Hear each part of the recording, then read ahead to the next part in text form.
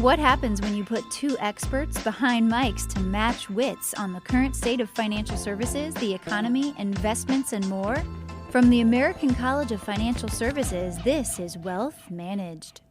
Welcome to today's episode of the Wealth Managed podcast. I'm Michael Finke. I'm a professor of wealth management at the American College. And I'm David Blanchett, head of retirement research for Morningstar and an adjunct professor at the American College. David, Robo-Advisors. I love talking about Robo-Advisors. So I think the idea of robos emerged in the retail space, call it a decade ago. It's probably less than that. There's actually been Robo-Advisors in defined contribution plans for over 20 years. But I think the key differential in a robo-advisor versus, say, a traditional financial advisor is that your primary method of interaction is online, right? So while I think the more traditional financial advisor relationship would have been someone local that you called, I define robo as a service or solution where you engage primarily online. Now, there's all different types of robos. Some robos are entirely online. There's not necessarily someone that you can call. Others are kind of more hybrid in nature where you have a primary online interface and the individuals that you can reach out to as well. How does my definition of robo align with yours? First of all, talk to me about the advantages of a robo, because I think that really gets to the essence of what value the robo is providing to a client. So what can a robo do, and can a robo do it better than an actual living advisor? There are some robos that are free, and there are some robos that cost over 1%. A lot of the earlier robos had relatively low fees. Say they were 25 basis points. And that 25 basis points was on top of the investment expenses, which were typically ETFs. And so, let's just say that the all-in cost of a robo was 50 basis points for the advice and for the investments. That could compare to, 150 or 200 basis points for a more traditional advisor. So I think that where robos, their goal was to kind of catch on was to offer a slick interface and very competitive fees versus a traditional financial advisor. First of all, the way you're defining a robo is that it's primarily an investment manager. It's not really a financial planner. It's something that is automatically managing your investment portfolio. What can a robo do that a planner can't do, or at a lower cost? Well, okay, so you're giving me this like, what the are you talking about face? Let me start that over again.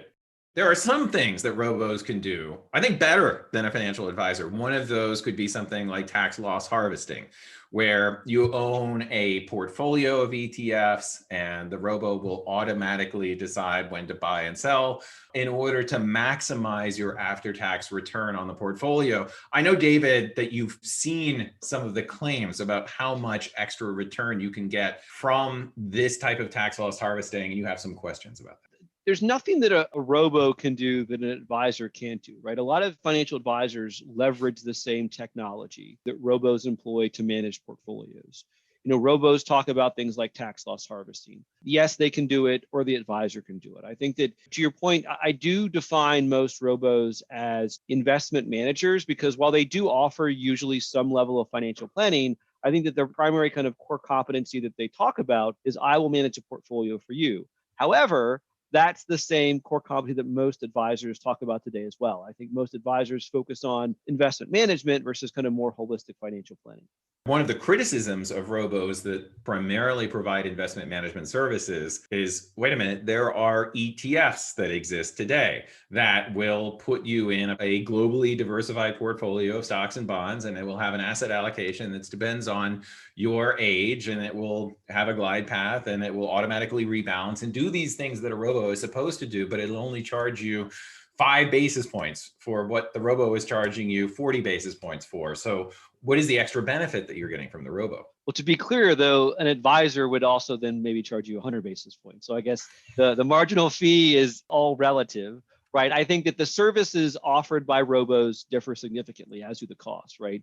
There are some that charge a monthly amount. There are some that charge 25 basis points. There are some that charge over 90 basis points. I think what they can offer investors is a low-cost fiduciary to manage their portfolio. I mean, I kind of liken robos to tax preparation software, right? So if we go back like 20 or 30 years, there wasn't, like all these online tools that you could use. and it was a huge pain to do your taxes. Well, now a lot of people actually, utilize some form of help when it comes to doing their taxes. What I view robos as primarily is a way for more investors, more individuals who hadn't before had access to professional help to get it, because they can offer, relatively high quality portfolios and advice for very small accounts, which most advisors aren't able or willing to do. Right. So really the strength of the Robo is its software, its ability to provide value over and above what you could get from an investment only type of approach or from the actual product structure approach. So what are some of the advances that you see going on in this space that are really providing true value to clients? A lot of early robos were just pure robos. They didn't actually offer the ability to call in and talk to someone. But increasingly, individuals, want access to someone to help them if they've got questions. I think we're seeing more robos have access to live advisors. They're offering more holistic guidance. They're offering financial planning. They're really kind of offering a lot more of the services that you would define as part of a holistic financial plan. So what does a flesh and blood advisor actually provide that a robo can't? And do you see them taking away business from actual physical financial advisors?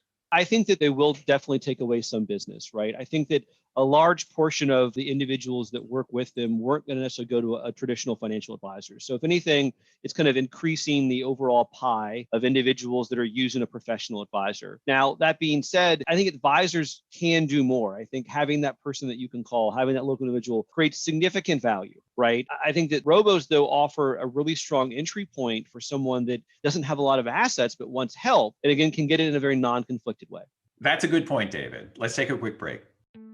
The American College of Financial Services is dedicated to providing applied financial knowledge and education, promoting lifelong learning, and advocating for ethical standards for the benefit of society. I'm George Nichols III, President and CEO, and I encourage you to listen and subscribe to this and other college podcasts as we continue to expand our horizons in this digital landscape. Remember, no matter what, we are always stronger together. Visit theamericancollege.edu to learn how you can be part of the change we're building. Get best-in-class preparation for your exam with our CFP Certification Education Program. Start your journey toward this valued designation at theamericancollege.edu/CFP. Welcome back. Let's continue where we left off. My own opinion is that the technology that's gone into robo-advisors can help physical advisors do a better job of actually managing client investment portfolios. And it also changes the skill set that is most valuable for an advisor. It's no longer the ability to select investments and manage a portfolio.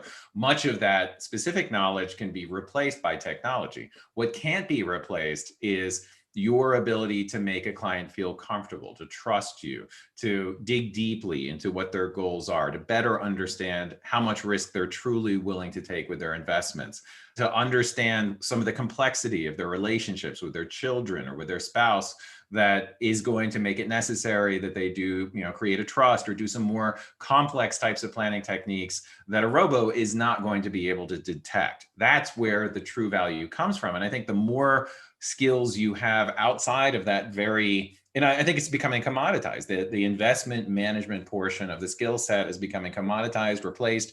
You can do that part at a lower price, but the true skills, that skill set that's irreplaceable, that's becoming even more valuable. Yeah, I mean, I think to your point, in theory, there's nothing a robo can do that an advisor can't. They can both leverage the same technology solutions. I think to your point, the relationship that someone would have with an advisor to be probably a lot more in depth with a traditional advisor versus a robo, but there's usually an additional cost there. And so I think what I'm curious to see is, how these different robo platforms evolve, how the different fee arrangements evolve. I think we're seeing just a huge difference in the ways that robos charge for their services, the levels, et cetera, that is actually quite different than what we see in the traditional advisor space. And so who is offering what 5 years from now, I think will be absolutely fascinating. It is interesting to think about what are some of the advantages to a financial institution of managing someone's investment assets. What kind of information can you get about someone from knowing what their portfolio looks like? And if I'm a company and I recognize the value of this information,